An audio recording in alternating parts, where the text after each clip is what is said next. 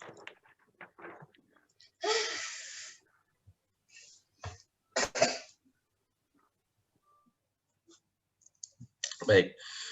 Bismillahirrahmanirrahim. Alhamdulillahirabbil alamin wassalatu wassalamu ala Rasulillah. Selamat malam Bapak Ibu sekalian, saudara-saudara yang saya hormati. Selamat malam narasumber kita, Kang Mumu, ya, Munawar Khalil, Dr. Munawar Khalil. Kita lanjutkan diskusi berseri kita, Arkeologi Al-Quran di Nusantara.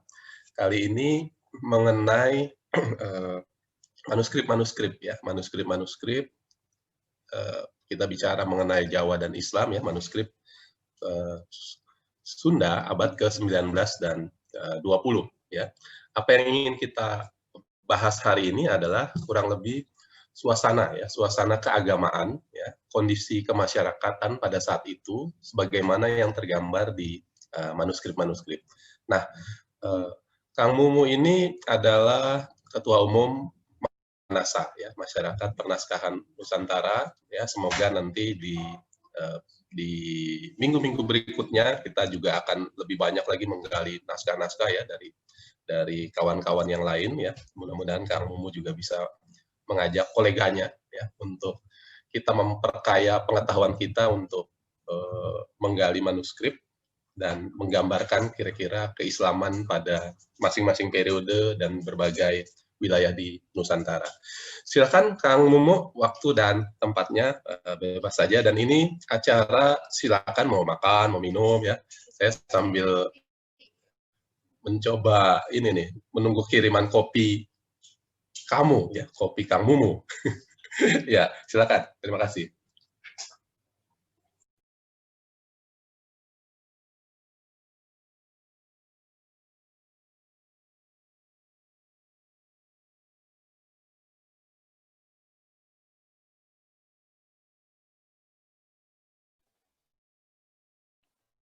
Ya, maaf saya udah ngobrol panjang, ya, rupanya di.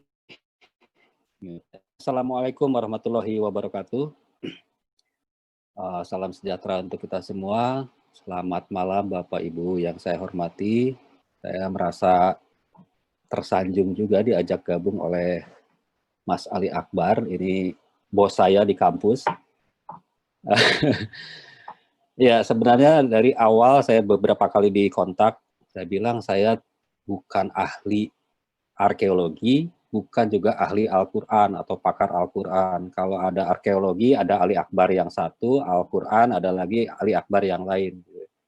Tapi kemudian ketika katanya boleh saya bicara tentang apa yang sedang saya minati saat ini, saya bersedia, meskipun nanti apa yang saya paparkan itu hal-hal yang masih umum saja, nanti bisa kita diskusikan di forum ini. Baik, saya minta izin Pak Ali Akbar untuk share screen, ya.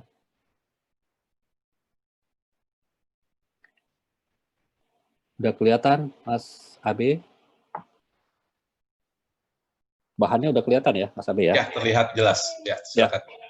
Baik. Ya, Bapak Ibu yang saya hormati, ini saya memberi judul kira-kira begini, ya, Jawa dan Islam dalam manuskrip Sunda abad 19 dan 20 Masehi. Ini pasti banyak orang yang berpikir, wah ini pasti akan mendapatkan banyak hal yang sangat mendalam mengenai ini, tetapi sebenarnya yang mau saya sampaikan saat ini hanya poin-poin dasar, ya, yang bisa kita kembangkan dalam diskusi, ya. Ini yang akan saya bicarakan bisa secara ringkas, bisa juga nanti diperdalam lagi atau secara rinci, kita lihat saja. Yang pertama mengenai fakta hubungan antara Sunda dengan Jawa, juga kaitannya Sunda dengan Islam dan Islam Sunda, ya, yang kemudian ada pertanyaan penelitian atau pertanyaan yang mau saya sampaikan. Ini bukan penelitian yang seperti mau bikin disertasi, ya. Kemudian sumber data, pembahasan, dan catatannya.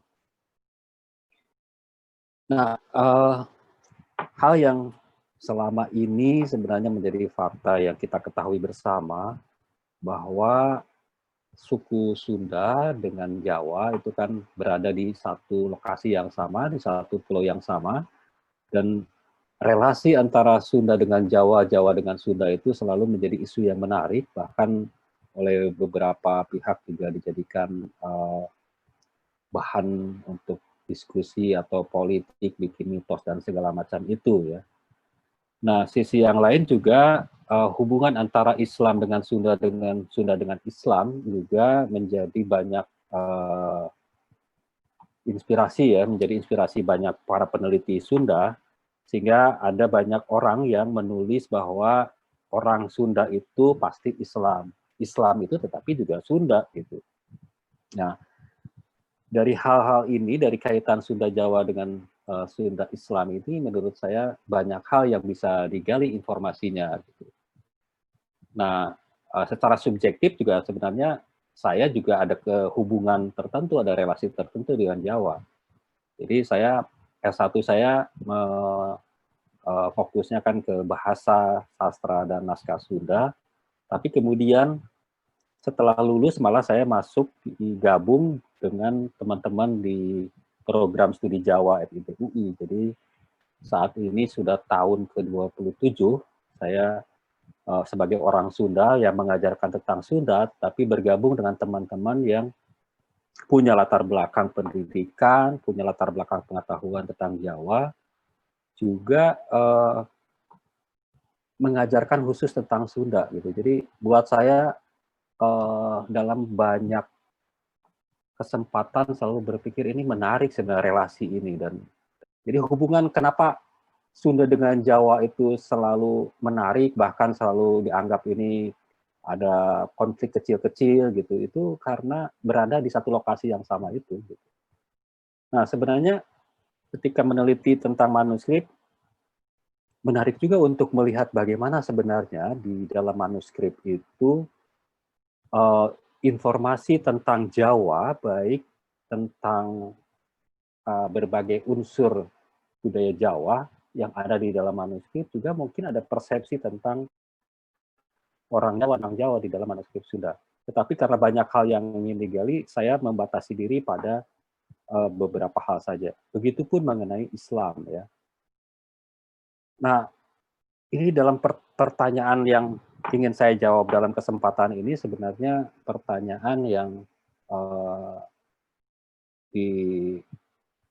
dipantik menurut saya, karena waktu itu ada pertanyaan dari Mas Abe, kira-kira mau bicara apa? Jadi saya pikir karena belakangan ini saya sedang membaca sekian banyak manuskrip Sunda dari abad 19 sampai awal abad 20, saya memilih tentang tadi, karena itu sering muncul pertanyaan-pertanyaan tentang Jawa dan Islam.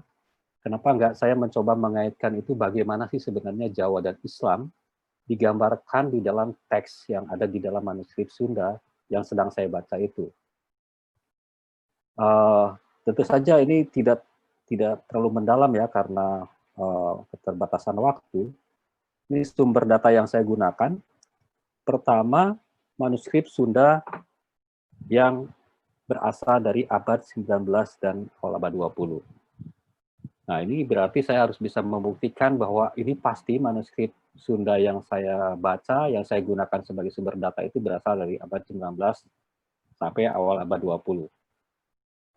Karena keterbatasan waktu, jadi saya coba menelusur manuskrip dalam satu genre saja, yaitu genre wawacan. Dan karena ternyata genre wawacan itu jumlahnya banyak, saya coba batasi yang ada di koleksi Perpustakaan Nasional. Nanti saya jelaskan jumlahnya berapa dan seterusnya. Nah, untuk memperlihatkan bahwa manuskrip Sunda itu betul-betul yang saya gunakan untuk sumber data ini dari abad 19 dan 20, saya coba telusuri yang betul-betul ada kolofon, ada informasi tentang tanggal penulisan atau penyalinan manuskrip itu di dalam manuskrip itu, baik di bagian awal teks, maupun di bagian akhir teks. Pembahasannya saya mulai dengan gambaran umum saja untuk teman-teman, ini secara ringkas saja, secara cepat, bahwa kalau bicara tentang manuskrip Sunda itu, misalnya dari salah satu sumber, yaitu dari Hasanah Naskah, Panduan Koleksi Naskah Indonesia Sedunia, ternyata naskah Sunda itu jumlahnya tidak terlalu banyak ya. Manuskrip Sunda itu menurut catatan hanya 1.500 buah gitu ya di seluruh dunia.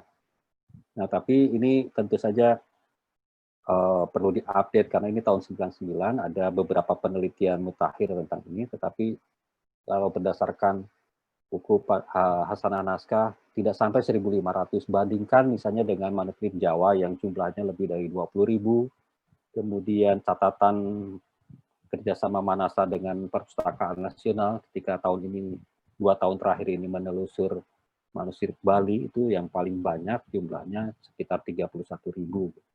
Jadi manuskrip Sunda ternyata tidak terlalu banyak jumlahnya ya, hanya 1.500.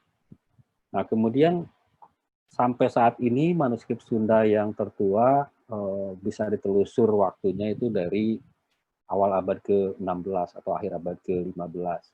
Aksara yang digunakan itu mulai dari Sunda kuno yang pada masa naskah Sunda kuno itu, kemudian juga ada Cacarakan, Pegon, dan Latin. Nah, bahasa yang digunakan pada manuskrip Sunda kuno, yaitu sebelum abad ke-17, itu menggunakan bahasa Sunda kuno, tapi setelah itu, setelah abad 17 sampai sekarang, diklasifikasi sebagai naskah atau manuskrip Sunda modern, ya. Karena bahasa kosakatanya juga struktur kalimatnya tidak terlalu sekarang.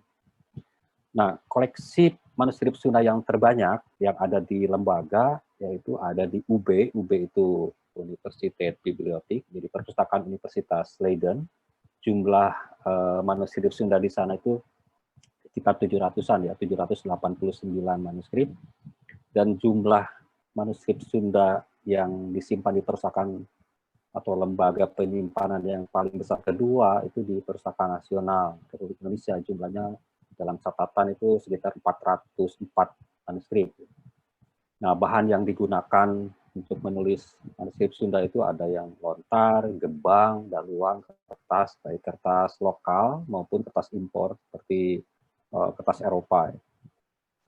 Itu perkenalan singkat. Nah, mengenai periodisasi ini penting juga saya kira apa yang disampaikan oleh Pak almarhum Profesor Edi S. Ekajati bahwa periodisasi manuskrip Sunda itu bisa diklasifikasi secara ringkas seperti ini. Jadi ada manuskrip Sunda yang bisa digolongkan sebagai kelompok naskah atau manuskrip yang pada zaman kuno, itu sebelum abad 17 itu.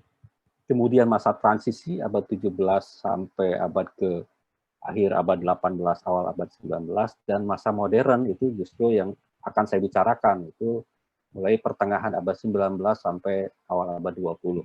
Nah, jadi posisi saya yang akan saya bicarakan itu sebenarnya di masa yang dianggap atau diklasifikasikan oleh Profesor Edi S. Ekajati sebagai masa modern. Nah, tadi saya bicara mengenai manuskrip wawacan. Apa itu manuskrip wawacan? Jadi secara ringkas, manuskrip wawacan itu manuskrip yang isi teksnya itu dikelompokkan sebagai teks wawacan, yaitu bentuk cerita yang ditulis dalam wujud bentuk puisi, ya. Puisi seperti kalau di Jawa itu mocopat. Jadi memang teks wawacan dalam manuskrip ini dianggap atau di banyak penelitian itu berasal dari Jawa, masuk ke wilayah Sunda, khususnya Keresiden Priangan, itu mulai awal abad ke-17, jadi sekitar 50 tahun wilayah Priangan ini dikuasai oleh Mataram Islam yang kemudian membawa pengaruh bentuk puisi yang disebut dengan dangring, yang kemudian itu bentuknya itu digunakan bentuk puisi terikatnya untuk menulis cerita wawacan. Nah, pada perkembangan wawacan itu di awal memang banyak sekali yang memang bersumber dari cerita-cerita Jawa. Tapi kemudian pada perkembangan, dan ini yang posisi yang saya teliti ini sebenarnya mulai posisi di akhir perkembangan teks-teks atau cerita-cerita wawacan dalam manuskrip. Jadi itu pengaruh Jawa seharusnya menurut banyak penelitian, misalnya Mikihiro Moriyama, kemudian Pak Edi S. Ekajati, itu mulai pengaruh Jawa itu memudar. Tapi seperti apa, tidak ada yang secara khusus, secara spesifik membahas tentang itu. Karena itu saya ingin melihat bagaimana sih sebenarnya pengaruh Jawa pada perkembangan wawacan di periode terakhir, yaitu pada pertengahan sampai akhir abad 19 dan awal abad 20. Nah, yang menarik juga, skriptorium wawacan atau tempat penulisan dan penyalinan wawacan ini bisa dikelompokkan ke dalam 2 jalur, yaitu yang pertama masuk melalui pesantren-pesantren. Jadi di situ nanti bisa kita lihat banyak teks-teks wawacan yang ditulis dengan menggunakan aksara Pegon. Gitu. Nah, di jalur itu. Nah, kemudian jalur yang berbeda itu menggunakan aksara cacarakan. Cacarakan itu sebenarnya dari kata caraka. Jadi aksara Honocoroko di Jawa yang kemudian dimodifikasi oleh orang Sunda, sehingga dalam bahasa Sunda itu kan ada kata dasar, kemudian suku kata pertama diulang 2 kali plus akhiran an, itu untuk menunjukkan bukan yang sesungguhnya. Misalnya kata mobil, diulang mobilan, bukan mobil yang sesungguhnya, mobil-mobilan. Kareta, kakaretaan. Nah, ini juga cacarakan itu dari kata caraka. Cacarakan berarti bentuk yang sesungguhnya, bukan yang sesungguhnya, yang aslinya memang ada dari Jawa. Nah, yang menarik memang 2 jalur penulisan naskah-naskah wawacan ini yang kemudian saya juga ingin melihat apakah ada perbedaan atau tidak ya nanti di dalam teksnya, misalnya apa yang ingin disampaikan berubah enggak gitu, meskipun misalnya teksnya sama, kalau ditulis di 2 jenis aksara yang berasal dari 2 skriptorium atau tempat penulisan yang berbeda, apakah berbeda juga enggak tema yang disampaikan. Nah, ini nanti akan saya singgung sekilas-sekilas saja. Nah, ini yang tadi saya janjikan bahwa berdasarkan penelusuran saya, manuskrip wawacan di 2 lembaga penyimpan manuskrip terbesar di dunia untuk naskah Sunda atau manuskrip Sunda, itu pertama di Perpustakaan Universitas Leiden. Berdasarkan penelusuran saya, jumlah naskah wawacan di Perpustakaan Universitas Leiden itu ada 789 manuskrip Sunda. Dan dari 789 manuskrip itu, yang berisi teks wawacan atau genre wawacan itu jumlahnya 114, gitu ya. Jadi lumayan ya relatif banyak. Nah, kemudian di jumlah manuskrip Sunda yang terbesar kedua itu ada di Perpustakaan Nasional. Itu jumlahnya ada 404 manuskrip Sunda di Perpustakaan Nasional, dan yang manuskrip Sunda di Perpustakaan Nasional yang berisi genre wawacan itu jumlahnya ada 72 ya, 72 atau 74 ya, sekitar 70 gitu ya, 72. Jadi ini juga jumlah yang menurut saya tidak sedikit juga. Nah, fokus saya ke sumber data yang saya gunakan, yaitu di manuskrip wawacan di koleksi Perpustakaan Nasional ini. Jadi ada 72 manuskrip wawacan di Perpustakaan Nasional, dan jumlah yang berarti yang bukan wawacan atau non wawacan itu ada 332. Jadi jumlah manuskrip Sunda di itu ada 404. Nah, dari 72 manuskrip wawacan ya yang ada di situ, saya periksa satu persatu untuk melihat apakah ada kolofon, ada informasi kapan si manuskrip ini ditulis atau disalin. Dari 72, ternyata saya hanya menemukan 19 manuskrip yang jelas-jelas memperlihatkan ada informasi kapan manuskrip ini disalin. Itu saya mencari yang dari abad ke-19 sampai awal abad 20. Itu ada 19 manuskrip. Nah, 19 manuskrip itulah yang dijadikan sumber pembicaraan saya malam ini ya, mengenai apa itu Jawa, bagaimana pengaruhnya, dan juga tentang Islam di dalam manuskrip Sunda. Kira-kira itu. Nah, informasi mengenai jenis aksara ini tadi dari 72 manuskrip wawacan yang ada di Perpustakaan Nasional. Ini yang menarik sebenarnya, kita bisa lihat ternyata memang aksara Pegon itu yang mendominasi penggunaan aksara di manuskrip-manuskrip itu. Jadi kita bisa melihat sebenarnya kalau dari gambaran penggunaan aksara bahwa manuskrip Sunda yang berbentuk atau teksnya wawacan itu lebih banyak diproduksi atau diciptakan di skriptorium pesantren. Ya. Dan itu menggambarkan apa kan bisa diinterpretasi lebih lanjut. Sementara yang ditulis dalam dengan menggunakan aksara cacarakan itu jumlahnya relatif sangat sedikit, hanya 8 ya. Jadi hanya 1/5 dari penggunaan aksara pegon. Jadi ini kalau berdasarkan banyak penelitian bahwa aksara cacarakan itu menggambarkan tempat penulisan atau penyalinan dan penggunaannya di wilayah kabupaten para menak bangsawan, itu ternyata jumlahnya relatif sangat sedikit dibandingkan penggunaan aksara pegon. Nah, kemudian juga aksara Latin.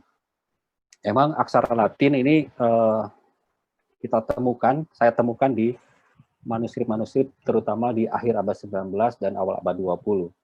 Nah, tetapi berdasarkan kolofon misalnya ada hampir semua manuskrip yang ditulis dengan aksara Latin itu berasal dari manuskrip yang tadinya ditulis menggunakan aksara pegon. Ini memperkuat juga bahwa tadi orang Sunda itu Islam atau Islam itu Sunda dan seterusnya. Gitu ya. Baik. Nah, ini kalau digambarkan dengan bentuk tabel seperti ini ya. Jadi memang kelihatan betul lebih dari 50% itu menggunakan aksara pegon. Dan itu artinya bahwa pengaruh Islam dan bahwa manuskrip Wawasan ini penyebarannya itu dilakukan melalui atau lewat pesantren dan turunannya ya, itu jauh lebih besar dibandingkan penggunaan aksara cacarakan. Apalagi kalau ditambah dengan aksara Latin, karena memang aksara Latin pada manuskrip itu saya baca yang ada informasi kolofon itu bersumber dari manuskrip yang tadinya ditulis menggunakan aksara pegon juga. Jadi ini memperlihatkan betapa besarnya pengaruh Islam pada penggunaan penulisan teks Wawasan ini. Nah, saya coba secara ringkas aja karena waktunya ya supaya ada ngobrol-ngobrolnya. Ini bagaimana sih sebenarnya Jawa dalam manuskrip Sunda abad 1920. Saya mau bicarakan secara ringkas aja, pertama dari penggunaan aksara, yang kedua penggunaan bahasa Jawa, yang ketiga bahasa Jawa sebagai penunjuk status sosial pada masa itu, dan teks Jawa juga sebagai sumber inspirasi untuk penulisan teks-teks Sunda pada masa itu. Ini contoh aksara cacarakan yang pada beberapa buku itu disebut juga aksara Jawa Sunda. Kenapa? Karena memang berasal dari aksara Jawa, karena caraka Jawa, caraka Jawa, yang kemudian dimodifikasi dari 20 jenis aksara menjadi 18 disesuaikan dengan sistem fonologis bahasa Sunda atau orang Sunda. Nah, dari 8 manuskrip yang menggunakan aksara cacarakan ini, kita bisa melihat sebentar, ya. Ini kondisinya memang tembus ya dari kertas bagian sebaliknya, jadi memang dibaca agak susah, tetapi masih bisa dibaca, masih mudah dibaca ya. Ini teks tentang aksara cacarakan ini memperlihatkan memang pengaruh Jawa yang ada di dalam naskah-naskah atau di dalam manuskrip Sunda ini, bahwa isinya juga tentang ulang krama atau kromo, itu juga pengaruh Jawanya kental sekali. Ini untuk bahan pengajaran juga yang digunakan oleh pemerintah Hindia Belanda untuk mengajarkan, dan di situ ada tata krama dan segala macam yang memang itu diambil atau bersumber dari kebudayaan Jawa. Kemudian ada juga kombinasi antara aksara Latin di sebelah kiri dan aksara cacarakan sebelah kanan ya. Ada 2 kolom seperti ini. Meskipun saya lebih sulit baca aksara Latin yang ketimbang aksara cacarakan ini ya. Nah, ini juga saya susah, makanya saya lebih baik baca ini. Nah, yang menarik juga bahwa ini ada kaitan juga antara penggunaan aksara dengan isinya ya.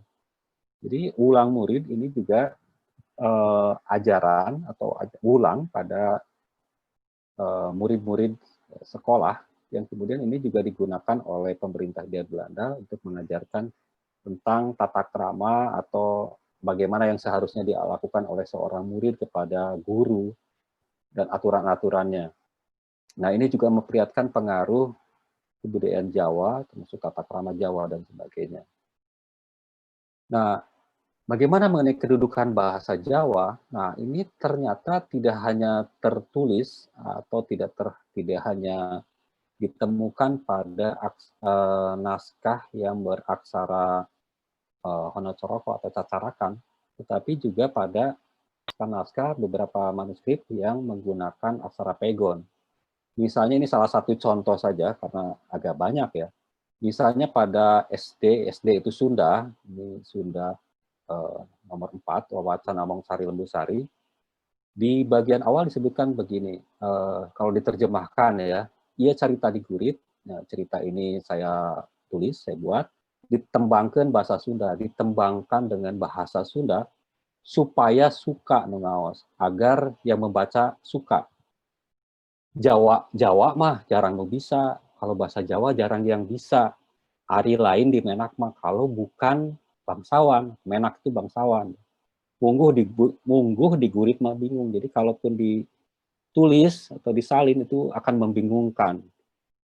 Jadi nah terus cacak nu menta uni Jawa mah hanteu kapaham. Jadi kalaupun sengaja dibuat itu karena bahasa Jawa tuh ya tetap tidak dipahami gitu. Jadi memang yang menarik pada beberapa naskah yang seperti ini, ada informasi bahwa pada masa itu kedudukan bahasa Jawa memang dianggap lebih tinggi dibandingkan bahasa Sunda. Nah, memang pada beberapa informasi penelitian yang lain, termasuk Uhlenbeck, kemudian Mikihiro Moriyama, dan sebagainya, pada abad ke-18 juga 17-18, itu bahasa Sunda malah tidak dikenal oleh para peneliti Belanda. Jadi ketika menjelaskan tentang bahasa yang ada di wilayah Sunda sekarang, Jawa Barat gitu ya, itu para peneliti masa itu mengatakan bahwa ini ada bahasa yang berbeda dengan bahasa Jawa yang ada di pesisir. Nah ini maka mereka kemudian memberi istilah bahasa Jawa pegunungan, yang dimaksud adalah bahasa Sunda. Nah, pada masa setelah pengaruh Mataram Islam itu memang di wilayah terutama Priangan, bahasa Sunda begitu dipengaruhi oleh bahasa Jawa sehingga kemudian posisinya pada masa itu bahasa Jawa digunakan sebagai bahasa tulis dan sebagai bahasa eh, formal ya dalam berbagai instansi pemerintah lah gitu ya, seperti bupati, camat dan seterusnya. Sementara bahasa Sunda itu difungsikan sebagai bahasa lisan saja, hanya untuk komunikasi sehari-hari.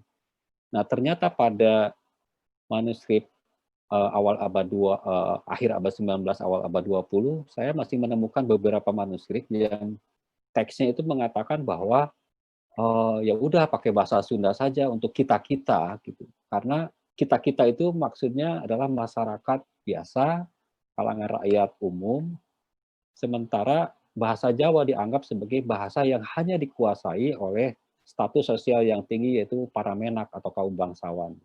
Jadi itu yang menarik ya. Saya lewat dulu, nanti kita diskusikan saja. Nah, kemudian ada beberapa informasi seperti ini contoh yang ditulis sudah menggunakan aksara Latin.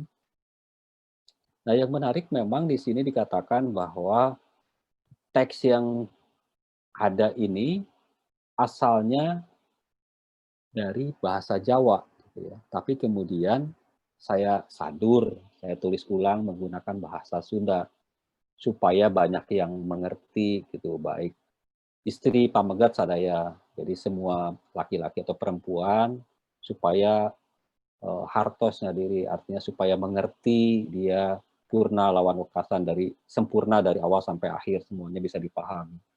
Jadi memang ini sumbernya kalau dibaca di kolofon ini bersumber dari manuskrip yang menggunakan aksara Pegon. Jadi memang kelihatannya sudah ada pembagian, Pegon itu di kalangan pesantren, kemudian di kalangan rakyat biasa, sementara yang Cacarakan atau Hanacaraka itu digunakan di kalangan menak atau bangsawan. Sehingga kemudian pada teks-teks seperti ini yang menggunakan pegon yang kemudian juga ada salinannya dalam bentuk aksara Latin, itu lebih banyak digunakan atau menggunakan bahasa Sunda ketimbang bahasa Jawa, atau campur bahasa Jawanya itu sangat sedikit gitu. Karena ternyata sudah ada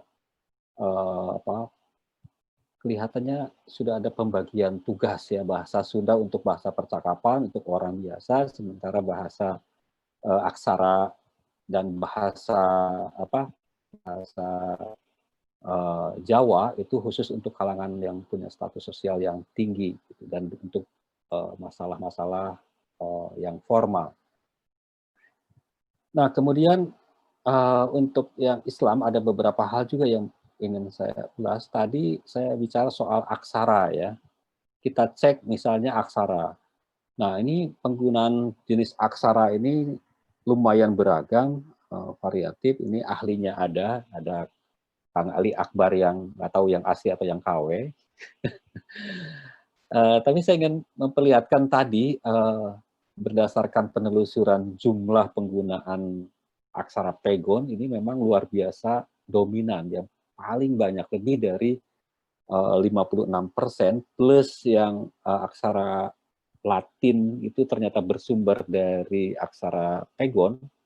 Jadi jumlahnya lebih dari 75% itu menggunakan aksara ini dengan berbagai variasinya. Nah, ini juga mengingatkan saya pada masa kecil saya dulu, itu orang tua saya lebih pandai menggunakan aksara pegon bahkan dibandingkan aksara Latin. Jadi dengan saudara dan segala macam masih menggunakan ini. Dan ini lazim sampai sekarang di masyarakat ya. Nah, sementara yang cacarakan itu berbeda lagi. Nah, kemudian mengenai bahasa dan cerita ya. Nah, ada banyak cerita yang bersumber dari cerita-cerita Islam, misalnya tentang Nabi Paras, Nabi Muli, kemudian juga ini jelas-jelas wawasan Luqmanul Hakim gitu ya. Nah, memang sumbernya jelas. Nah, baik dalam teks-teks yang bersumber dari cerita Islam atau bersumber dari Al-Quran, itu penggunaan bahasa Arab itu dominan, lumayan dominan. Nah, bahkan pada cerita-cerita yang bukan cerita yang bersumber dari Al-Quran atau dari cerita-cerita Islam, itu juga setidaknya ada Bismillahirrahmanirrahim, Astagfirullah, dan kosakata seperti itu luar biasa muncul, terutama pada teks yang menggunakan aksara pegon. Nah, sementara yang menggunakan aksara cacarakan, dari jumlah manuskrip yang ada di Perpustakaan Nasional itu, saya belum menemukan satupun yang aksara cacarakan itu menggunakan misalnya kosakata yang berkaitan dengan kosakata keislaman dan seterusnya ya. Nah, ini juga yang menarik sih sebenarnya, soal penanggalan ini agak complicated juga ya, agak ribet. Tapi saya ingin memperlihatkan ini bahwa pada teks-teks wawasan ini kelihatan sekali bahwa penanggalan itu lebih banyak menggunakan dari kalender Hijriah ya. Jadi ada Sawa, Maulud, kemudian ya kebanyakan Maulud ya, Jumadil Awal dan seterusnya. Jadi itu dari tradisi Islam ya. Aha itu Ano Hijriah dan seterusnya. Meskipun beberapa yang sudah di akhir abad 19 atau awal abad 20 seringkali juga disebutkan juga padannya dalam tahun Masehi, dan ini memudahkan sebenarnya.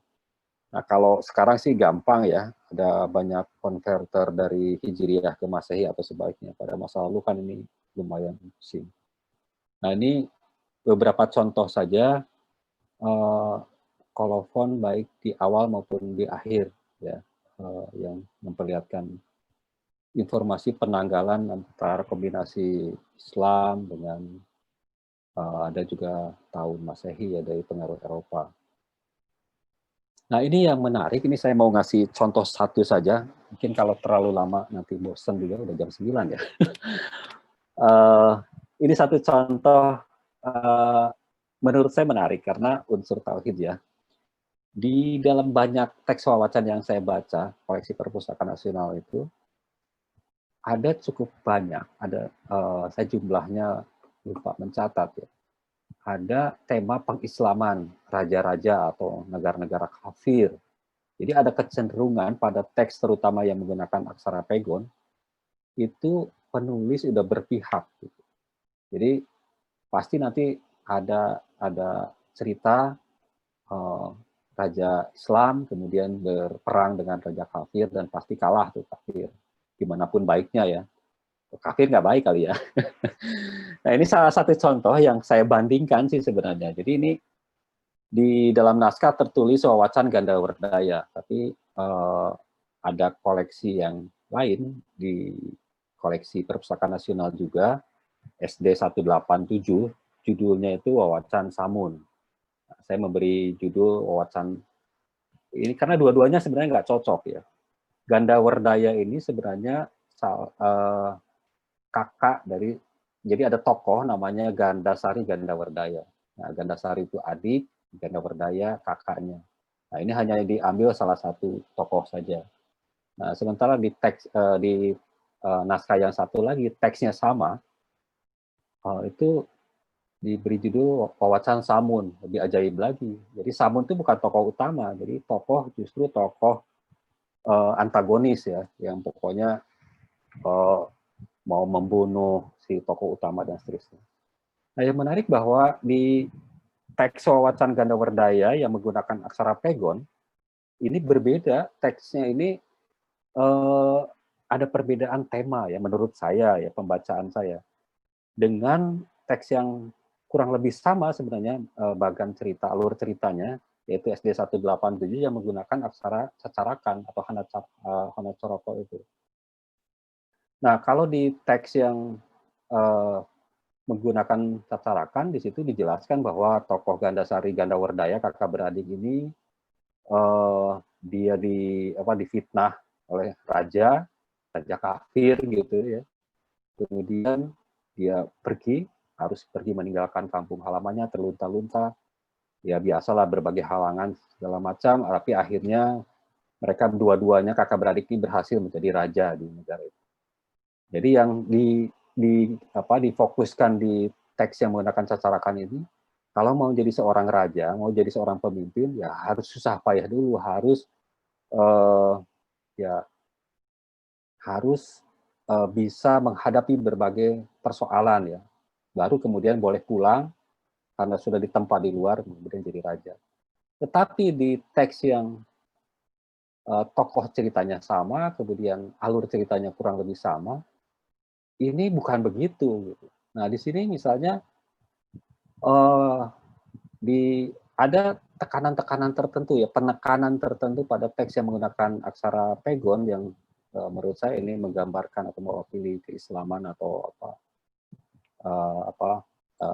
skriptorium pesantren itu, bahwa dari awal penulis atau penyalin teks wawasan saya menyebutnya Wawasan Samun ya, sudah menggambarkan bagaimana tokoh Gandasari terpaksa harus melarikan diri ya dengan Gandawardaya itu dari keluarga dan kampung karena difitnah akan merebut kekuasaan Raja Ditya, seorang raja kafir gitu ya. Kemudian tokoh Gandasari Gandawardaya juga digambarkan rajin mengaji Al-Quran, belajar ilmu syariat dan hakikat, yang kemudian terpaksa harus meninggalkan orang tua karena difitnah oleh raja kafir. Nah, kemudian ini ada beberapa peristiwa ya. Nah, suatu saat si tokoh Gandasari ini, adiknya Gandawardaya ini tersesat di hutan ketika melarikan diri, kemudian terpisah dengan kakaknya, tiba-tiba tersesat, bingung, nangis gitu ya. 24 jam, nggak ketemu siapa-siapa ini. Nah, tiba-tiba ada seorang perempuan cantik. Nah, itu ternyata Putri Jin. Nah, Putri Jin itu bilang, kamu kenapa? Dan ngobrol lah gitu ya. Tapi si Gandasari juga merasa beruntung juga nih ketemu putri yang cantik, kemudian di hutan dan segala macam, dia nggak punya siapa-siapa. Nah, yang menarik si Putri Jin ini dibilang, wah, udahlah kamu nikah aja dengan saya. Gitu. Nah, di teks yang tadi menggunakan cacak, ya sudah, digambarkan ya udah nikah gitu ya, tapi nggak diceritakan pokoknya nikah. Tapi di sini enggak. Jadi Gandasari, oke saya nikah, tapi kamu harus masuk Islam dulu nih gitu. Karena kafir kan, kamu jin kan.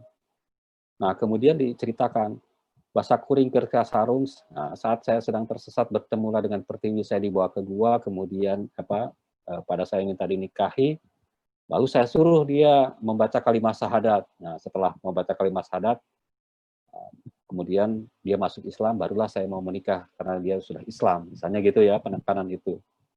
Nah ini juga begitu dan seterusnya ya. Nah, ini ya peristiwa terakhir aja yang kayak ini ya, yang ada satu lagi sih sebenarnya. Nah ini yang menarik ketika Gandasari ini bertemu dan bisa mengalahkan Raja Duselan, raja di raja, dan kemudian ada 25 raja bawahan si ini. Dan akhirnya setelah ditawan, kemudian disuruh masuk Islam dan kemudian disuruh membaca syahadat dan dihitan. Jadi ini yang menarik nih ya. Dibilang, hei paman penghulu segera ajari 2 kalimat syahadat. Silakan ikuti para raja syahadat kalimat 2. Asyhadu an, kata hakim, dan la ilaha illallah, dan wa asyhadu anna, dan seterusnya. Serta kemudian dihitan parajinya atau dukunnya itu, yang dukun sunatnya, nujum sidik dengan golok memotongnya, dipotong satu-satu. Nah, kira-kira itu ya. Dan baru setelah itu yang terakhir peristiwanya itu raja pertama yang memfitnah itu kemudian dibunuh dan permaisuri dengan putrinya diajak membaca kalimat syahadat. Jadi ini jelas-jelas memperlihatkan bahwa pada teks-teks yang menggunakan aksara pegon ada misi tertentu juga ya, bahwa ada soal pengislaman, kemudian teks-teks yang berisi cerita itu lebih banyak diarahkan untuk ke soal tauhidan gitu ya. Kira-kira itu. Kemudian catatan terakhir saya bahwa pengaruh Jawa itu tampak jelas penggunaan aksara bahasa, kemudian juga aksara cacarakan yang berasal dari Jawa tadi digunakan di lingkungan Menak atau bangsawan Sunda di kabupaten dan kalangan terdidik. Sementara pengaruh bahasa Jawa juga tampak dominan pada manuskrip yang menggunakan aksara cacarakan ya. Dan pada teks lain, kosakata bahasa Jawa juga relatif banyak ditemukan penggunaannya. Misalnya bisa dibaca buku Tata Bahasa Sunda atau Sundas Gramatika karya Posma, orang Belanda, yang membandingkan 400 kosakata Sunda dan Jawa ya. Nah, kemudian juga cerita berbahasa Jawa banyak diterjemahkan dan disadur ya. Nah, mengenai penggunaan aksara Arab dan pegon tadi juga memperlihatkan besar dan kuatnya pengaruh Islam dalam kehidupan masyarakat Sunda ya. Dan sejak mengenal aksara Arab atau pegon, masyarakat Sunda terus-menerus juga menggunakan jenis aksara ini dalam mewariskan ilmu pengetahuan kepada generasi penerusnya. Dan juga ada banyak cerita berisi atau bertema keislaman yang disadur ke dalam teks manuskrip Sunda ya. Jadi temuan yang atau apa yang saya sampaikan tadi sebenarnya sih lebih memperkuat hasil penelitian sebelumnya ya, misalnya saja untuk menyebut beberapa yang dilakukan Aib Rosidi, kemudian Uhlenbeck dari Belanda, kemudian Nina Lubis ya tentang Menak Sunda, dan Profesor Mikihiro Moriyama. Jadi supaya ada diskusi, memang ini belum ada kesimpulan final ya, belum ada kesimpulan akhir, dan saya juga sedang mengumpulkan sekitar 114 naskah lagi yang ada di perpustakaan Universitas Leiden, Belanda. Kira-kira itu, Mas Abe, Hanupis, matur nuhun pisan. Ini kalau diperlukan ya, supaya kelihatan ilmiah. Terima kasih, Mas Abe, saya kembalikan. Baik, terima kasih, Kang Mumu. Menyenangkan sekali menyimak apa yang disampaikan oleh Kang Mumu. Ya, jadi ini dari saya itu merupakan suatu ilmu baru ya, ilmu baru, karena memang diskusi ini mencoba dari perspektif baru juga gitu ya, arkeologi Al-Quran di Nusantara, yaitu suatu perspektif bahwa Al-Quran itu masuk ya, bukan hanya dalam bentuk fisik, tetapi lisan gitu ya, lisan, dan juga ditampilkan bukan hanya dalam bentuk mushaf, tapi juga tersebar dalam bentuk manuskrip, dalam bentuk nisan, ya, dalam bentuk berbagai bentuknya gitu ya. Nah, hari ini kita bertemu dengan contoh-contoh manuskrip tadi, misalnya ada cerita mengenai Luqmanul Hakim ya dan lain sebagainya. Nah, yang ini Bapak Ibu sekalian, saya lihat benar-benar menyimak loh dari awal sampai akhir, dan pertanyaannya kelihatan sekali baru terakhir disampaikan. Ada satu pertanyaan terakhir, tapi nanti akan saya bacakan insya Allah. Kalau boleh saya berkomentar singkat, Pak Munawar Khalil gitu ya. Saya biasa memanggil Kang Mumu ya. Saya bercanda terus sebenarnya sama beliau nih gitu. Jadi baru kali ini saya serius menyimak dan ternyata kelihatan betul kekuatan ilmiahnya gitu ya. Beliau sejak dari awal ya. Ini topik sebenarnya baru disampaikan. Saya mohon dengan hormat Pak Mumu, kira-kira topik ini bisa nggak gitu ya. Dan ternyata dalam waktu singkat ya, beliau ya datang ke Perpustakaan Nasional lalu menyelami berbagai naskah di Universitas Leiden ya, Perpustakaan Leiden, dan karena kekuatan metodologinya ya, dengan cepat Kang Mumu ya menyampaikan ya, dari pengumpulan faktanya dikumpulkan dulu gitu ya, lalu dilihat tadi ya, dari uraian tadi persebarannya seperti apa gitu ya, lalu analisis bahasa, analisis isi, dan interpretasi contoh interpretasi yang terkait dengan ketauhidan ya. Dan yang menariknya lagi adalah beliau sangat membuka diri terhadap diskusi ya. Saya yakin sudah ada banyak yang dipersiapkan, tapi ilmuwan yang terbuka gitu ya, siap untuk diskusi karena akan mengembangkan semua pihak jadinya ya. Ini saya sangat memberikan apresiasi. Baik, Kang Mumu, ada pertanyaan dari Adi. Ya, Pak Adi ya, Pak Adi Deswijaya. Pertanyaannya ada 3, mudah-mudahan bisa dilihat juga di kolom chat ya. Nomor 1, selain aksaranya cacarakan, apakah ada tujuan khusus dari Wawacan Sunda mengambil piwulang dari Jawa? Ya, itu nomor 1. Nomor 2-nya, apakah Sunda memiliki ciri khas tersendiri terkait wawacannya? Ya, apakah memang sama dengan Jawa? Misalnya dandang gula, ya, sinom, pocung, dan sebagainya. Nah, sementara yang nomor 3, apakah di naskah Wawacan Sunda juga pernah ditemukan cara penanggalannya menggunakan model cenderasengkala seperti di naskah Jawa? Ya. Dari Mas Adi ini dari Sukoharjo, Solo. Silakan, Kang Mumu. Terima kasih. Ya, baik, terima kasih, Mas Abe. Ya, Mas Adi, selamat malam Mas Adi. Senang sekali nih. Ini ada ahli naskah.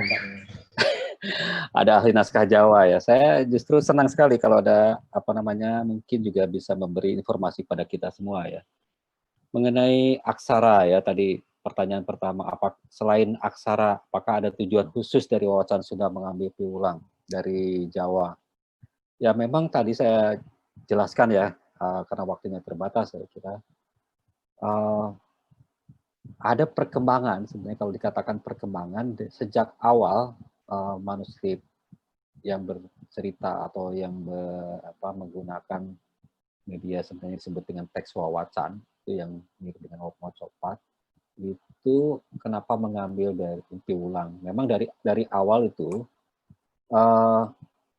kita bisa menunjukkan ada beberapa disertasi dan tesis yang memperlihatkan bahwa pada tahap awal ketika teks-teks wawacan itu baru dibuat atau diproduksi oleh para pujangga pada Sunda pada masa mulai dari akhir abad 17, terutama awal abad 18. Meskipun sekarang sudah jarang ditemukan ya yang betul-betul ditulis pada masa itu, yang ada justru salinan dari abad itu. Tapi di awal-awal memang karena pengaruh dari Jawa dan memang itu dikuasai sekitar 50 tahun ya, awal abad 17 itu di wilayah tadi yang saya katakan Keresidenan Priangan. Nah, teks-teks pada masa itu lebih banyak membuat satu terjemahan dari teks-teks Jawa. Terjemahan jumlahnya lumayan banyak, kalau disebut nanti habis waktunya. Yang kedua, bentuknya saduran. Jadi disadur, jadi bukan terjemahan. Nah, itu jumlahnya lumayan banyak juga. Nah, yang ketiga memang ada kepentingan tertentu juga, terutama dari pihak Belanda ya. Jadi misalnya teks-teks diulang yang tadi saya sebutkan, misalnya ulang krama, ulang murid, ulang guru, itu memang ditujukan untuk pengajaran di sekolah-sekolah pada masa itu. Dan karena pada masa itu bahasa Jawa dianggap memang kedudukannya lebih tinggi, kemudian digunakan di kalangan tadi yang saya katakan status sosialnya tinggi, sehingga kemudian teksnya juga dipilih yang bersumber dari Jawa gitu. Itu yang tahu saya gitu ya. Nah, ada lagi misalnya Pranata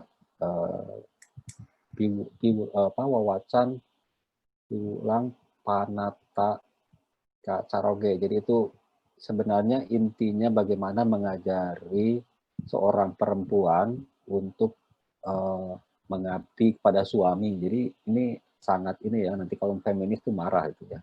Bagaimana itu sumbernya dan jelas-jelas disebutkan juga dari Surakarta. Itu teks-teks pengulang itu banyak yang bersumber memang dari teks-teks Jawa, dan itu saya kira masih memperlihatkan pengaruh Jawa yang kuat, yang memang teks-teks semacam itu untuk bahan pengajaran. Jadi masih ada pada masa itu bahasa Jawa, kebudayaan Jawa itu lebih tinggi dibandingkan Sunda gitu. Dan itu memang ditulis misalnya oleh Uhlenbeck, bukunya ada di situ ya, tahun 64 itu, bahwa memang pada masa itu kedudukan bahasa Sunda itu juga dianggap lebih rendah, hanya digunakan untuk keperluan bahasa percakapan saja gitu. Jadi teks-teks itu kira-kira seperti itu ya. Jadi untuk kepentingan itu. Nah, yang kedua, apakah Sunda memiliki ciri khas tersendiri terkait wawacan? Apakah memang sama dengan Jawa dan Nanggula Sindang Pucuk dan sebagainya? Nah, saya sudah membandingkan jenis-jenis pupuh ini dalam Sunda. Ketika saya bandingkan ya sama persis. Misalnya aturan kalau Asmarandana itu misal satu bait ada 7 larik pertama berakhiran apa dan sebagainya, jumlah suku kotanya sama persis gitu ya Mas Adi. Cuma yang berbeda mungkin istilah misalnya Sekar Ageng, Sekar Alit itu agak berbeda sedikit. Nah, yang di Sunda, Sekar Ageng itu memang yang jenis-jenis pupuh yang sering digunakan pada saat misalnya pertemuan-pertemuan, kemudian juga pada wawacan. Jadi ada rumusnya itu ya. Ada 1, 2, 3, 4. Setidaknya ada 4 jenis pupuh yang wajib ada, biasanya selalu ada, jarang sekali, yaitu sekitar 80% yang selalu ada, yaitu KSAD. KSAD itu Kinanti, Sinom, Asmarandana, dan Nanggula. Nah, itu selalu ada gitu ya, KSAD itu di wawacan. Nah, yang lain-lain itu ada yang jarang sekali digunakan.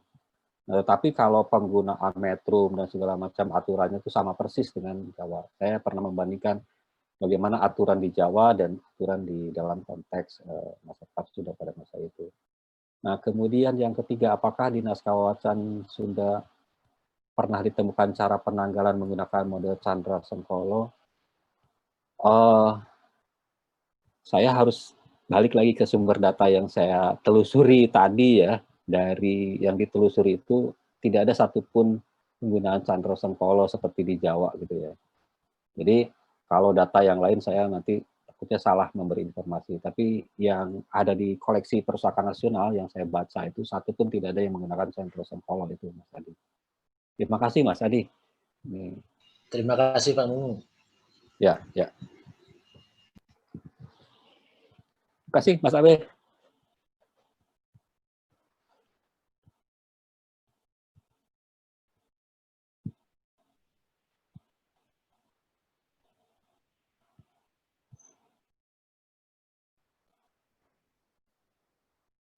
Mas Abe, saya kembalikan.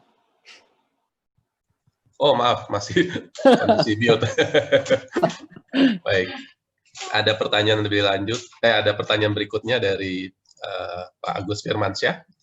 Assalamualaikum Kang Mumu, apakah ada aksara Arab yang berupa simbol, misalnya simbol pedang Zulfikar di dalam manuskrip Sunda? Silakan Kang Mumu. Ya, saya balik lagi ya, saya berdasarkan penelusuran sumber data yang saya lakukan itu, tidak ada satupun itu ya penggunaan itu. Di Wawacan itu, setahu saya ada sekitar, saya sudah baca berapa, mungkin nanti 60-an, termasuk yang di koleksi Universitas Leiden itu, mungkin jadi ada 100-an. Saya belum menemukan dari 100-an naskah Wawacan yang saya baca itu penggunaan aksara Arab berupa simbol gitu ya. Nah, sini pedang Zulfikar yang ada juga ini Zulkarnain Yani ya. Tapi kalau di dalam manuskrip yang saya baca sekitar 100-an lah itu saya belum menemukan satupun ya. Itu Kang Agus, mohon. Ya, terima kasih. Sebentar ya, saya.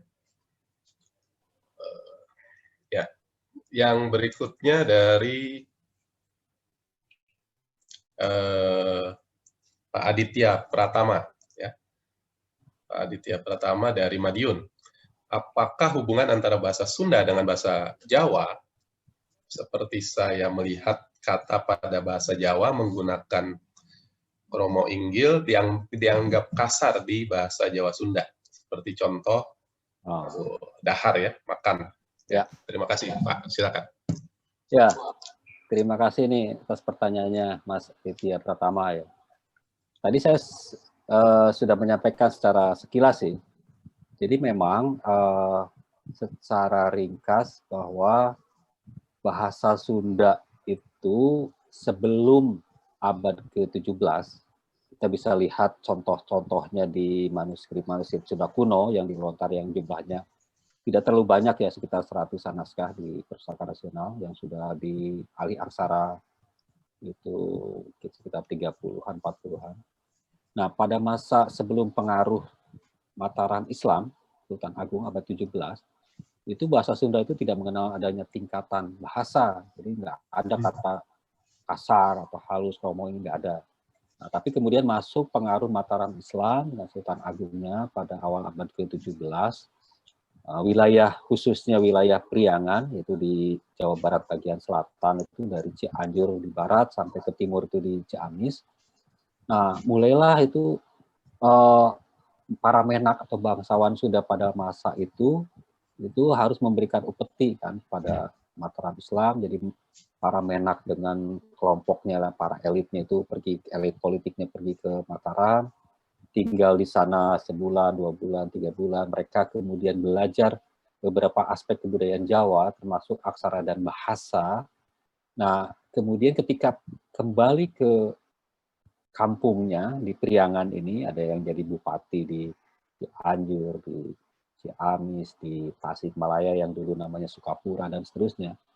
Mereka kemudian ada misalnya di beberapa catatan yang pernah dilakukan penelitian oleh Ibu Nina Lubis, kemudian Profesor Mikihiro, bahwa orang-orang ini, para pejabat ini, mungkin kalau sekarang analoginya seperti para pejabat kita atau artis ya, kalau ngomong di media itu ngomong bahasa Indonesia campur bahasa Inggris kan keren ya.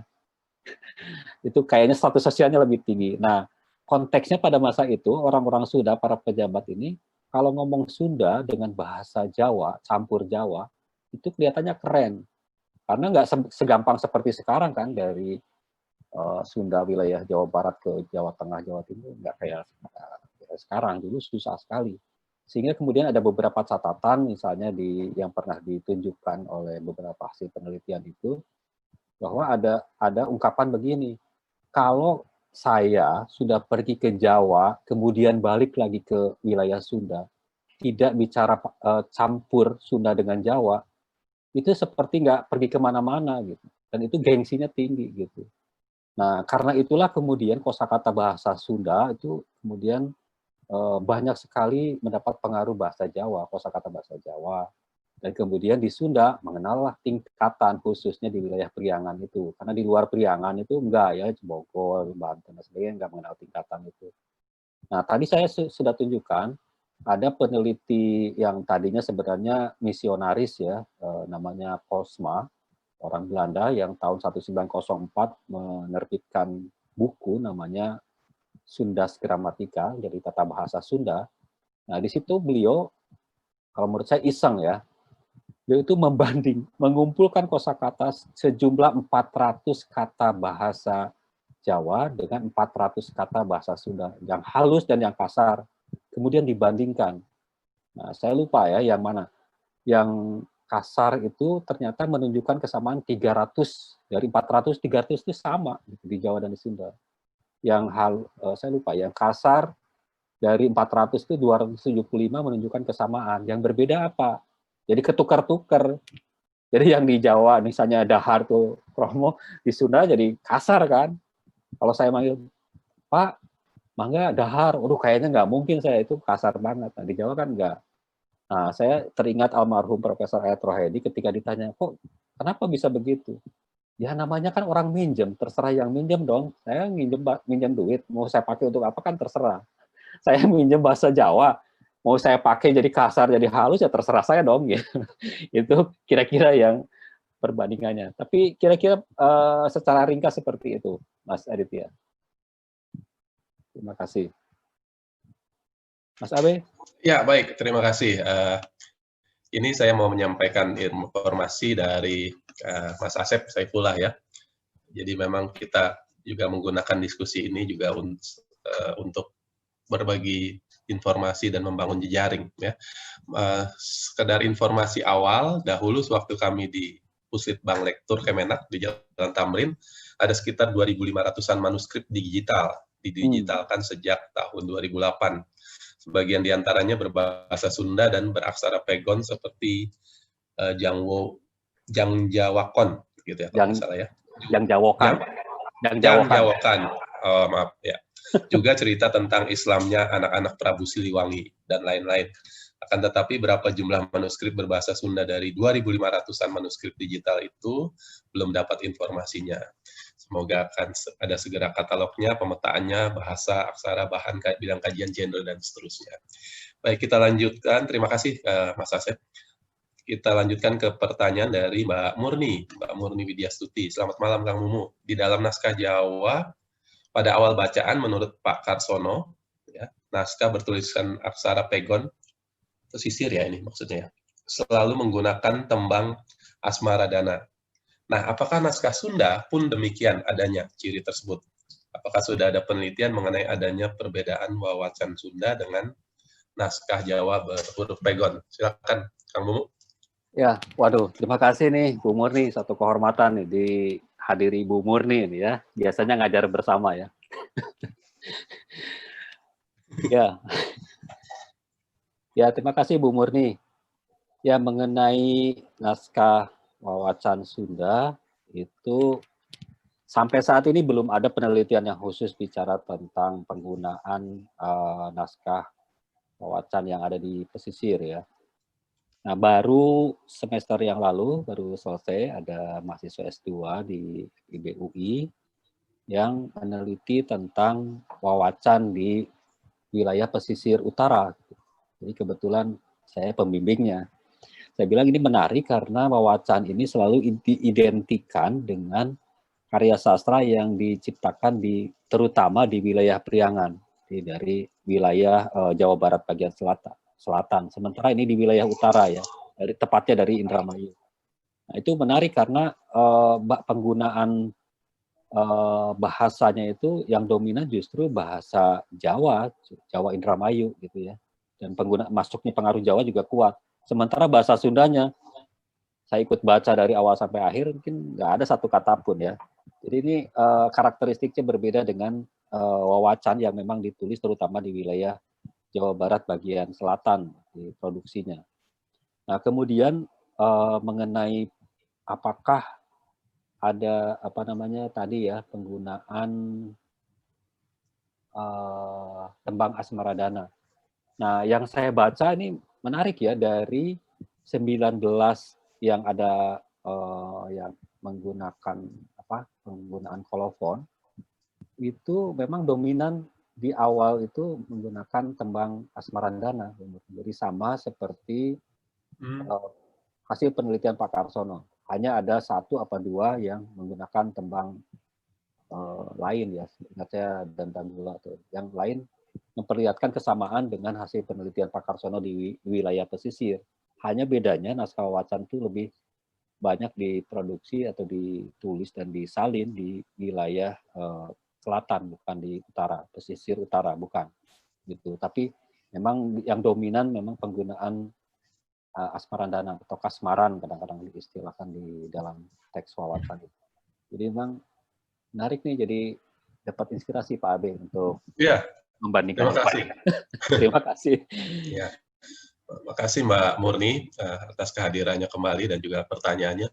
Saya juga jadi ingat ya, tadi Kang Mumu menyebut nama Mang Ayat ya. Jadi memang akhirnya saya sudah mulai ingat lagi gitu bahwa pada saat Mang Ayat ya, itu arkeologi dan linguistik ya, susastra yang manuskrip itu agak dekat kita ya, dan banyak pengetahuan yang dihasilkan gitu. Setelah itu kok kita agak kering masing-masing begitu ya, dan mudah-mudahan kita jejaringnya sekarang lebih dekat lagi ya, karena beda sekali ya, di periode sebelumnya pengetahuan yang kita hasilkan lebih banyak karena memang sifatnya justru sudah lintas ya, sudah yang istilahnya baru belakangan kita sebut sebagai apa namanya multidisiplin segala macam-macam itu Mang Ayat sudah melakukannya begitu. Baik, ada satu lagi kalau tidak salah dari sebentar tadi saya cari dulu. Oh ini ada dari sepertinya Mbak Rahma ya, Rahmatia. Selamat malam Kang Mumu, terima kasih atas penjelasannya. Saya ingin bertanya, tadi Kang Mumu lebih banyak membahas pengaruh Islam yang terlihat melalui cerita atau kecenderungan perilaku tokoh di dalam teks. Bagaimana dengan pengaruh tarekat? Ya, adakah naskah wawacan yang terkait dengan tarekat tertentu, misal terlihat dari bacaan atau menyebutkan nama ulama Timur Tengah yang terkait dengan tarekat tersebut? Silakan Kang Mumu. Ya, baik. Terima kasih Mbak Rahma nih, mahasiswa yang baru magister ya. Pertanyaannya menarik ya. Kalau saya balik lagi ke sumber data yang saya gunakan, yang ada di koleksi perpustakaan nasional itu tidak ada. Tetapi kalau kita merujuk pada jumlah wawacan yang tersebar di masyarakat ya Pak, tadi saya mengomentari juga Kang Asep Saifullah ya. Jadi terima kasih informasinya, mudah-mudahan katalognya segera terbit ya. Nah jadi ada juga sebenarnya satu katalog naskah Sunda yang disusun oleh Pak Edi S.E.K. Jati dengan Pak Undang Ahmad Darsa ya. Jadi itu naskah Sunda koleksi 5 lembaga, kalau tidak salah judulnya. Dan juga ada yang dibuat oleh Bu Vivian Sukanda Tessier yang dari Prancis dengan Pak Hasan Mu'arif Ambari. Nah, yang menarik sebenarnya dari dua katalog itu yang tidak saya gunakan, yang tidak saya acu ini, tapi sebagian sudah saya baca manuskripnya. Nah, itu dari 52 koleksi pemilik pribadi ya. Jadi bukan ada di lembaga, tapi di pribadi-pribadi. Nah, yang menarik ada banyak cerita yang tadi ditanyakan oleh Mbak Rahma. Jadi sebenarnya misalnya ada menyebut-nyebut yang jumlahnya relatif banyak itu Abdul Qadir Jailani tentu saja. Dan itu tradisinya juga masih dibacakan, kemudian masih ada perayaannya dan segala macam itu. Tetapi untuk konteks yang saya gunakan untuk ngobrol-ngobrol malam ini, saya tidak menemukan satupun. Tapi kalau berdasarkan manuskrip-manuskrip wawacan yang lain di luar koleksi Perpustakaan Nasional dan Leiden, itu ada banyak. Paling nggak ada beberapa, bukan banyak. Bisa dibaca misalnya tesis almarhum Pak Hamidi yang membahas tentang Syekh Abdul Qadir Jailani ya. Jadi itu di wilayah Bogor. Juga ada hasil penelitian beliau selain tesisnya juga tentang itu. Itu yang di Sunda juga ada misalnya tentang naskah yang berkaitan dengan Syekh Abdul Muhyi ya, yang di Tasikmalaya itu. Nah, tapi saya tidak membaca dan tidak menggunakan data itu. Jadi informasinya singkat aja. Itu Mas Ade. Baik. Untuk Ya, jadi nanti untuk di forum lain aja. ya, ya, terima kasih Kang Momo. Baik, kita masih ada waktu jika Bapak, Ibu, saudara-saudara sekalian ya, ingin bertanya langsung, kami berikan kesempatan. Silakan dibuka mic-nya atau silakan unmute. Ya. Nah, ini juga ciri khas ilmuwan nih ya. Jadi tertib pada topiknya begitu. Ya. Tapi bukan berarti beliau nggak bisa jawab gitu ya, itu bisa jawab beliau sebenarnya. Silakan jika ada yang mau bertanya langsung.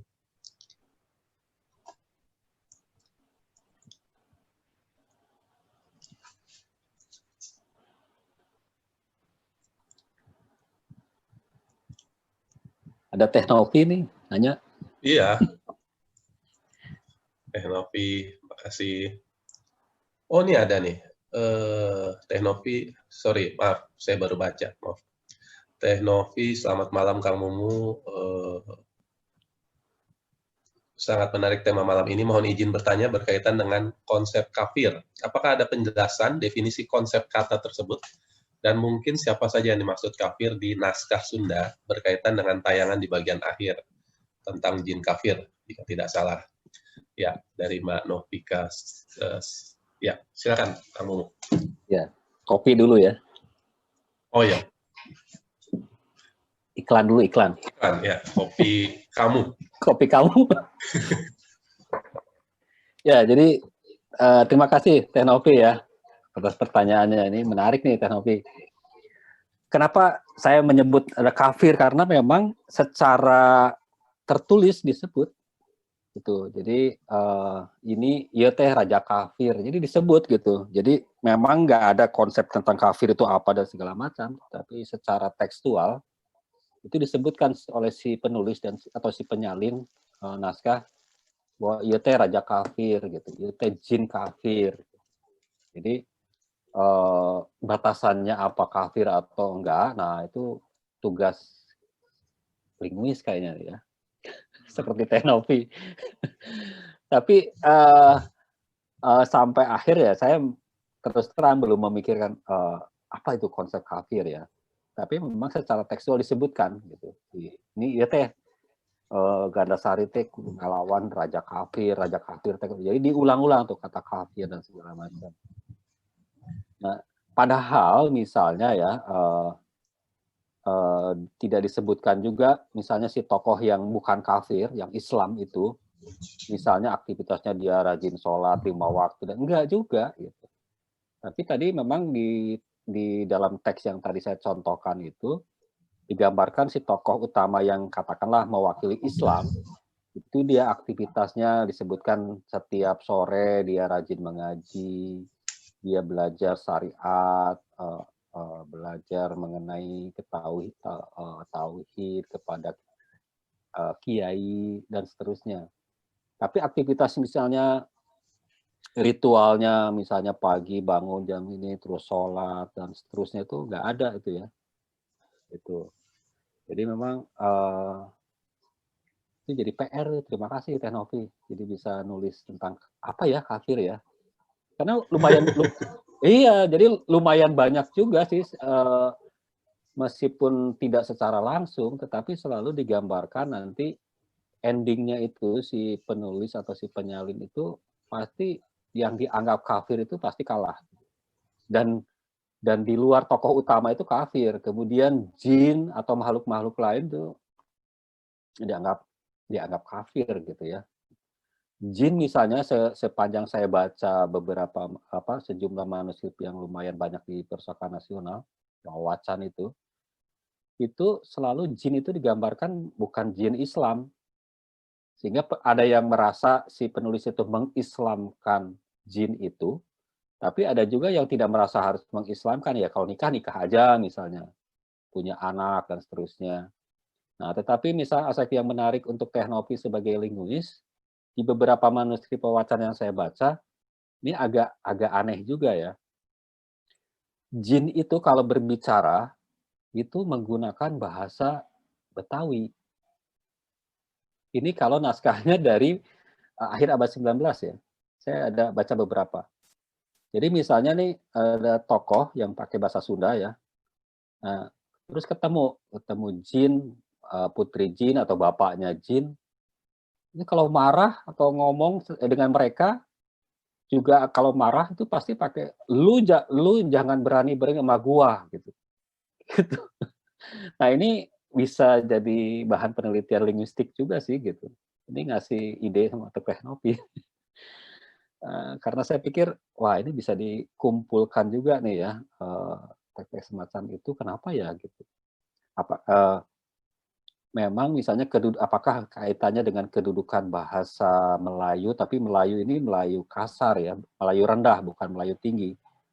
Sehingga kemudian kenapa kok tokoh-tokoh yang dianggap tanda petik rendah seperti Jin yang digambarkan kelakuannya kasar atau apa, itu ya udah menggunakan bahasa ini aja gitu. Kalau yang Menak atau bangsawannya ngomongnya Sunda pasti dicampur dengan bahasa Jawa. Jadi tadi kembali lagi bahasa Jawa itu ditempatkan dalam posisi yang lebih tinggi dan digunakan dalam bahasa yang resmi kaum Menak atau di dalam tokoh itu para raja dan seterusnya. Nah, jadi sebenarnya memang terima kasih nih Mas Abe. Jadi ngobrol-ngobrol gini malah saya juga oh iya ya ada banyak hal yang sebenarnya bisa kita diskusikan, kita telusuri lebih lanjut ya dengan data yang lebih banyak. Itu Mas Abe. Ya, terima kasih. Ya, mungkin ada dua lagi ya, terakhir kali ya, karena waktu.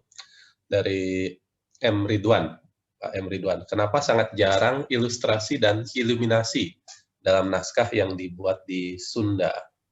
Lalu, wah ini dari Ali Akbar yang asli nih yang nanya nih. Kayak minder nih kalau udah begini nih. Ya. Dari Pak Ali Akbar ya, mohon izin tanya, aturan penulisan dalam pegon Sunda apakah sama persis dengan pegon Jawa? Ya, mungkin itu pertanyaan terakhir dari kawan-kawan. Silakan kamu. Ya, terima kasih nih. Pertama tadi saya lupa nyatet siapa yang nanya. Mas Ridwan ya. Mas Ridwan. Ya Pak Ridwan, terima kasih pertanyaannya ya. Jadi sekitar 10 tahun yang lalu saya tertarik untuk meneliti tentang iluminasi dan ilustrasi pada naskah-naskah Sunda, tetapi nggak jadi karena waktu itu calon pembimbing atau calon promotor tidak merestui. Karena ternyata koleksi perpustakaan nasional yang tadi 404 buah itu saya periksa satu persatu, pada waktu itu lagi rajin. Dari 404 itu hanya kalau tidak salah 6 ya, 6 atau 7 naskah saja yang ada iluminasi dan ilustrasi. Nah, yang ada ilustrasinya hanya ada 2 seingat saya, yang berarti yang 5 itu iluminasi saja ya, berupa hiasan atau bingkai baca gitu. Nah, yang ada ilustrasinya 2. Yang pertama itu ilustrasinya berupa foto kalau tidak salah foto dari majalah atau buku yang lain dan itu ditempel di naskah itu. Itu ada beberapa halaman ya. Nah, yang satu lagi yang dijadikan bahan disertasi saya, meskipun akhirnya saya sama sekali tidak membicarakan ilustrasi dan iluminasi pada naskah itu karena dianggap ya sudah nanti aja suatu saat. Nah, itu SD 187. Saya hafal banget tuh. SD 187. Itu judulnya Wawacan Samun. Nah, yang menarik ilustrasi pada naskah itu setiap halaman genap itu pasti ada ilustrasinya. Setiap halaman genap ya, dari halaman 4 sampai akhir itu ada. Kemudian halaman 1 dan 2 ada iluminasinya ya, bingkai baca. Nah, kenapa? Nah, yang menarik juga pada iluminasi dan ilustrasi yang tadi jumlahnya melimpah pada satu naskah yaitu SD 187 itu memperlihatkan pengaruh Jawa yang sangat kental. Jadi naskah itu menggunakan aksara cacarakan atau hanacaraka itu disalin akhir abad ke-19 di wilayah Cirebon. Jadi itu kelihatan pengaruh Jawanya yang kental sekali, dan memang saya juga tidak tahu kenapa ya pada naskah Sunda jarang iluminasi ilustrasi. Tapi kelihatannya kalau dari pemeriksaan itu kecenderungan untuk menulis dan membuat iluminasi dan ilustrasi itu hanya dilakukan oleh orang yang ahli ya, oleh orang yang ahli. Mungkin pada konteks manuskrip Jawa juga lebih banyak iluminasi dan ilustrasi itu dihasilkan atau diproduksi di wilayah di keraton ya, yang memang punya ahli yang bisa, bukan hanya mungkin orangnya berbeda ya, seperti di kasus di Pura Paku Alaman, jadi ada orang yang menulis teks, tapi juga ada orang yang memang tugasnya membuat iluminasi dan ilustrasi ya, jadi orangnya berbeda dan itu memerlukan keahlian. Nah di Sunda itu lebih banyak seperti naskah Wawacan itu kan diproduksi bukan di keraton, bukan orang yang ahli, tetapi memang hanya menguasai misalnya menulis pegon, kemudian terkait dengan ceritanya dan seterusnya. Tapi untuk membuat iluminasi ilustrasi tidak ada kemampuan untuk itu diperlukan ahli. Jadi saya kira itu, dan itu ada kaitannya dengan pertanyaan Kang Ali Akbar ya.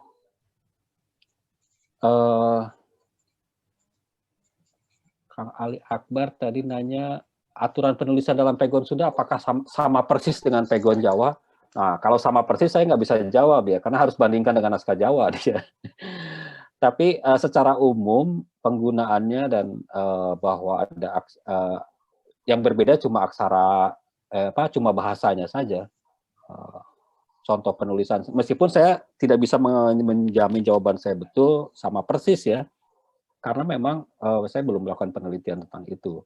Tapi secara sekilas kalau saya baca naskah-naskah pegon di naskah Jawa dan di Sunda, menurut saya cara penulisannya sama, yang berbeda hanya pada penggunaan bahasa. Ini pegon Sunda, bahasa Sunda, meskipun campur Jawa juga.